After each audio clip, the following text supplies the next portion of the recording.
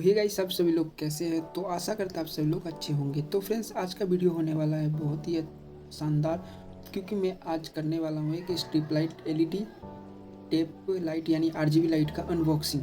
तो फ्रेंड्स, आपको ये वीडियो को पूरा देखना चाहिए, क्योंकि ये वीडियो ज़्यादा बड़ी नहीं है, छोटी है। तो आपको इसमें पता चलेगा कि कैसा लाइट है, ये कैसे काम करता है। तो फ्रेंड्स, मेरे को ये सस्ता पड़ा है, क्योंकि मैंने इसको ऑनलाइन नहीं मंगवाया है और मैंने इसको ऑफलाइन ही ख़रीदा है। तो फ्रेंड्स, आज के लिए बस इतना ही। वीडियो अगर आपको अच्छा लगा तो प्लीज़ वीडियो को लाइक कीजिए और ज़्यादा से ज़्यादा हो सके तो चैनल को सब्सक्राइब कीजिए और चैनल को प्यार दीजिए।